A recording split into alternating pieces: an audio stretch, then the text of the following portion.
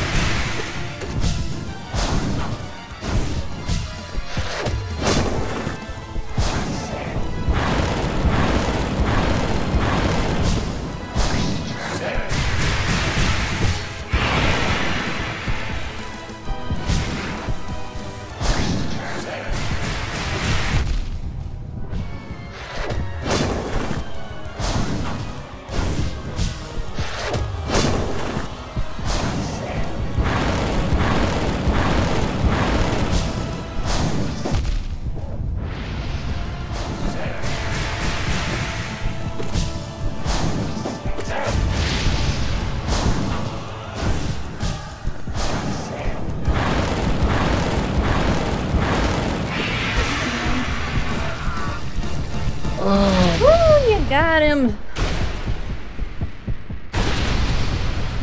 Okay, the next fight. Phase 5. Phase 5. No, you got him. Oh my goodness. Woo. That took too long. That did take too long.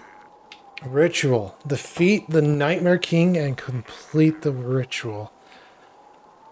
Oh my goodness. I'm gonna go save because I don't want to be doing that again. No, I'm already saving. All right, let's go ahead and take a look at what charms we have on. Because this took a long time and it really took some testing for me. So you have quick attack, you have the spore shroom. I do. You also have healing, which is something that's common with both of us, and we'll get to that. And you have quick healing. I do. Now, some things to take in note. I wouldn't do quick slash. The reason why this is you only have so much of a window to actually get an attack in.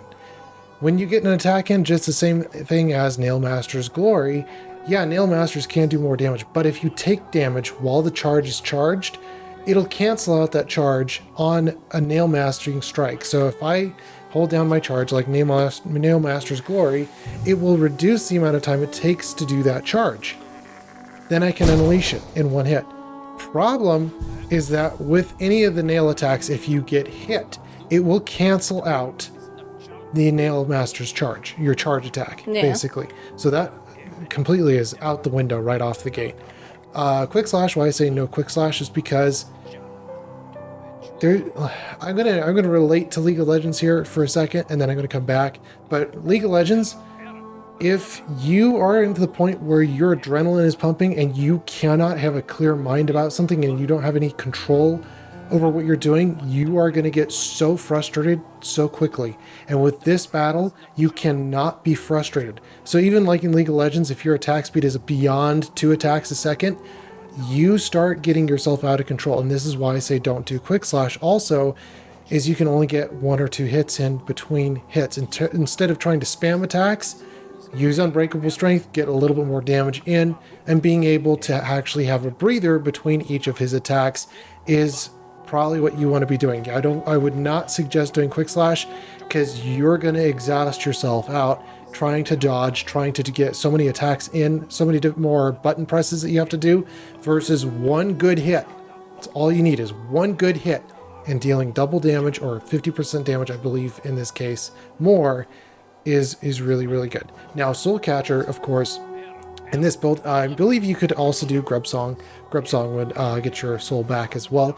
But because when you attack him, you can actually get your soul back. Soul Catcher is really, really good for getting more soul back, more lifesteal, being able to heal, and being able to stay in combat.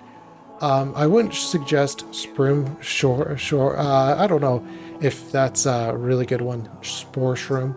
It didn't bother me when I used it. Yeah, but how much of the time was he actually in the cloud? Was he kind of in the cloud, kind of not? He was kind of in the cloud, kind of mostly in the cloud. It's just you gotta steer him towards that cloud. Oh. So, I mean, if you can consistently keep him within the cloud, then yes, that could be potentially useful. And depending on how much damage it does, that could be potentially useful. But again, you have to make sure that he's in the cloud and having to do so much. And of course, he's not on the screen all the time. And when he's doing his pillars, he can move out of the way. So again, with this, it's really kind of inconsistent versus being able to dodge. And of course, trying to heal is kind of a pain with this one as well. Let's see, what else you got? You got quick heal. I got quick Now, focus. this actually you do not need. If you're trying to heal between the spikes that he does, that might help. I will say that might help if you're trying to do that. But I also healed when he did his 4th pillar as well. his 4 pillars. His 4 pillars. Oh, I was counting out the pillars, Yeah. and it's usually 4. So whenever It's always 4. Yeah. But before the 4th pillar hits, heal. You mean when you can see the 4th pillar register on the ground, then you move out of the way of the pillar and then you hit heal. Yeah. That makes sense because then you're able to heal. You're able to get an extra heal in there. Yeah, you're missing those opportune strikes where you can get 2 strikes on him. That's fine. Yeah, which is fine, but at the same time, you're still wasting that. Yeah, it's kind of useful here and there.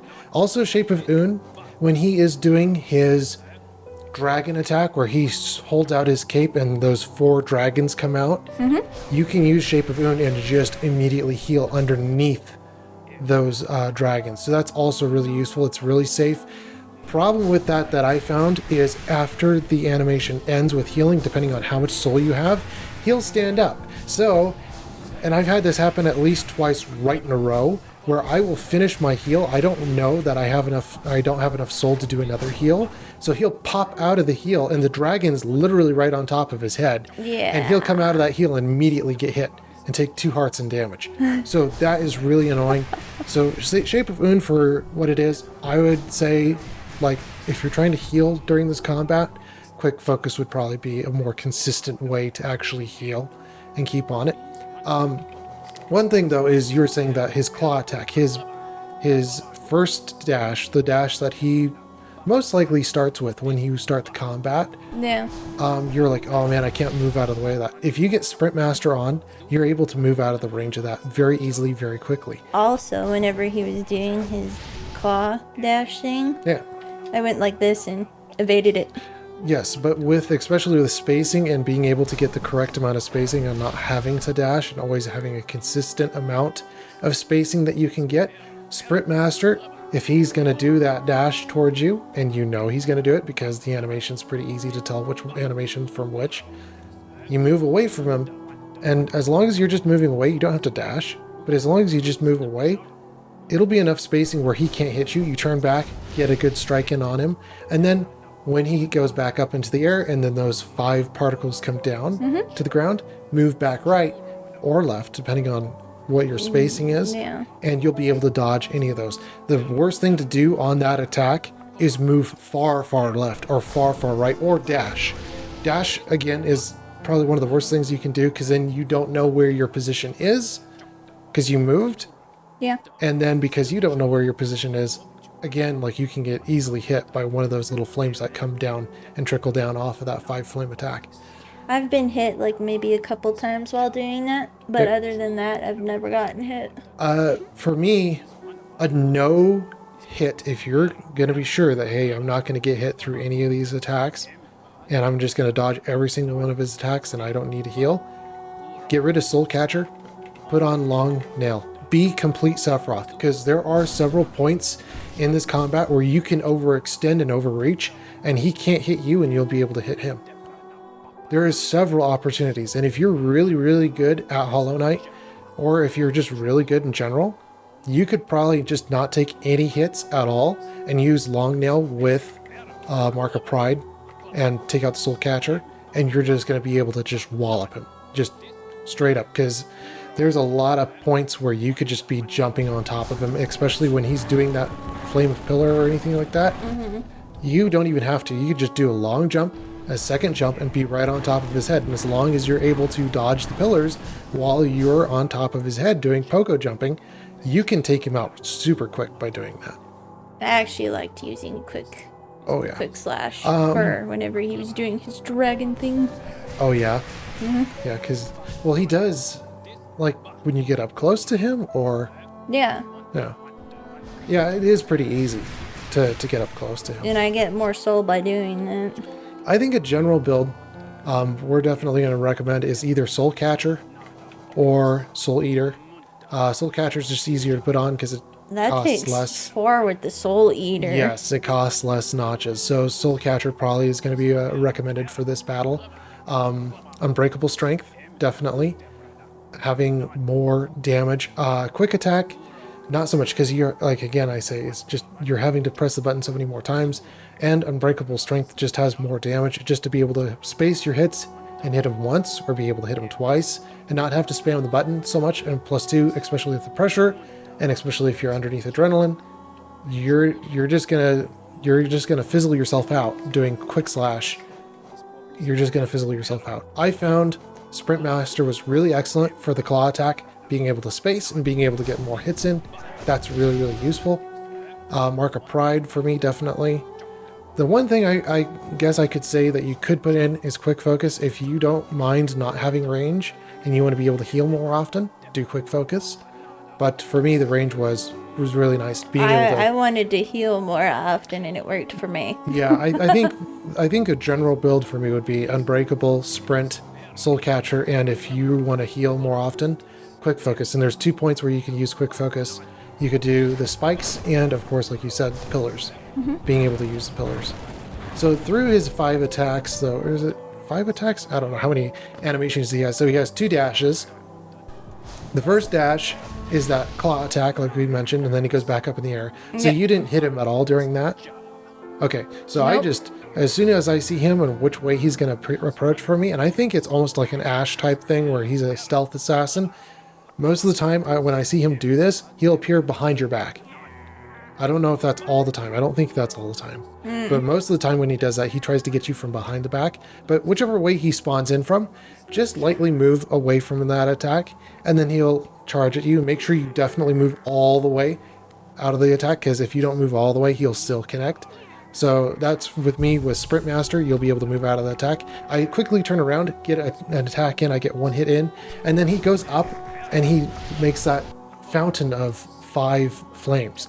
If you dash all the way off to the left, all the way off to the right, you are going to get hit by one of those flames. It's very tight spacing out there. Whereas if you're closer to where he dashed upwards from, I just went like this. yeah. If you're closer up to where he was, and yeah, you just do a little tiny tap left or right, you're going to be able to miss that flame attack. The second dash, which he does, is that flame dash. He comes up from the air, does a flame dash 45 degrees or however his degree is, because it's dependent on your position where he's going to dash to, because he's trying to get to you. Yeah. And then he'll do that flame dash off to the side. This could be, like I was mentioning with Long Nail, if you were going to do a Long Nail attack with this, you could, and I've done it several times consistently. And then I just gave up after that. I was just like, no, this is just completely inconsistent because it's dependent on where his first dash is.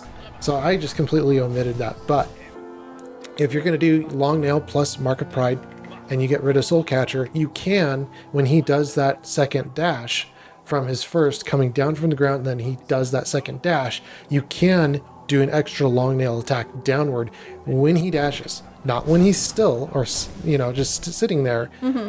Before that second dash, when he does and he performs that second dash in between his first or his second and his third ending strike. So as soon as he dashes along the ground, you can go downward hit and you'll be able to poke a stick right off of him and be able to get that next hit in. So that's really, really useful. Yeah. Pillars, that was pretty easy. It's just being able to just slowly move as he does his pillars. And you can at least get, if not 2 attacks, but 3 attacks in. I find that if I get the third pillar down, you basically hit from there, and then you wait until the 4th pillar registers, and then you can get an extra 2 hits in. So you can get at least 3 hits through the entire pillar animation. Yeah. What's his other animations there? Oh, The dragon. the dragon. Yep, the dragon. So for that one, I found when you see those dragons coming towards you, just do a simple jump over the first low dragon. There's 4 dragons that he sends out, 2 high, 2 low. So over the first low dragon, do a simple jump. Doesn't have to be a full jump or a long jump, just kind of a short jump. And then as soon as that first dragon hits, you want to be pretty close to that first dragon, but as soon as that first dragon hits, do a short jump over that one. And then after you do your short jump, do a dash, and you'll be right next to him and be able to get 2 attacks in. I just went like this and then boop, boop, boop, boop, boop, boop. Yeah, but sometimes for the spacing, you want to be able to jump over the first dragon, and sometimes it's a little bit delayed. Sometimes you want a little bit more time. And especially if you did a late register or an early register where you jumped over the first dragon and you did it really early and you could get hit potentially by the second dragon that flies in low, do your dash a little bit later. Instead of just immediately dashing, just go jump, dash, and take a little bit more time for that second dash and just give it a little bit more so you can actually dash over that second dragon. Because especially if you do it too early and you're like, oh no, I messed up, you still have a chance to recover it. You just do a latent dash over that dragon. And you can get 2 hits in. And plus with that, I believe you said you just immediately heal after you get past that second dragon sometimes. No. The only times I would heal Pillar and... was Pillar and the thorns, or whatever you would call them, that come up from the ground. Oh, the needles. The needles. Yep. And then for his pufferfish attack, I love that name for that one. Pufferfish. But for his pufferfish attack, completely dodge it. You can't really do anything during that attack. And I believe you can get a hit in at the very end of that pufferfish. I've never tried. That's really, really tight timing there to be able to get that last strike in. Yeah. So I'm not even going to attempt that. That is really, really tight. But yeah, for this boss, probably do something of a combination of what we've done would be recommended. Again, I would highly recommend, because of how much time I've done these things, go slower, take your time with it, go unbreakable. If you're going to do quick, you're really going to stress yourself out trying to do this. Don't stress yourself out. Get a nice good hit in with Unbreakable and take your time doing it. Definitely recommend Soul Catcher. Soul Catcher is probably one of the best ones for this type of fight, because you need to be able to get your soul back to be able to heal in between wherever you want to be able to heal in. Mark of Pride, dependent on, because I mean there is quite a bit of soul notch cost here, but Mark of Pride, if you're pretty confident that, hey, I can be able to attack him and I don't need to heal as often. But if you're finding yourself taking more damage and you need to heal a little more often, or be able to be safer on the safe side, I would go Quick Focus. And then I don't know about Spore Cloud. Spore Cloud might be good. It's dependent on his position, but especially if you want to get the extra strike in, because for me, I was able to get that extra strike in, and being able to reposition yourself a little bit easier. Do Sprint Master. You'd be able to move along the ground. Only when you're touching the ground, you'll be able to move a little bit quicker rather than a little bit slower, and you get caught by a few more attacks. But yeah. Yes. Yeah. Any more notes you want to add into that? Any more help? Anything? Not that I'm aware of. Is that all of his attacks? Is just those ones? Yeah. I believe so, yeah. And the nice thing is between phases, I'm glad they didn't add in more attacks. I'm glad for that. That would be so painful if they added in more animations. You get past the first phase and let's add in this new animation. You're like, I have to relearn everything. Yeah. Like, I like that it was consistent through all the phases. That is perfect. That is great. I wish they actually kind of removed that burning dash where he does that two tone or two dash animations. Yeah. I wish they straight up removed that, make the boss fight a lot easier. But other than that, it was pretty good.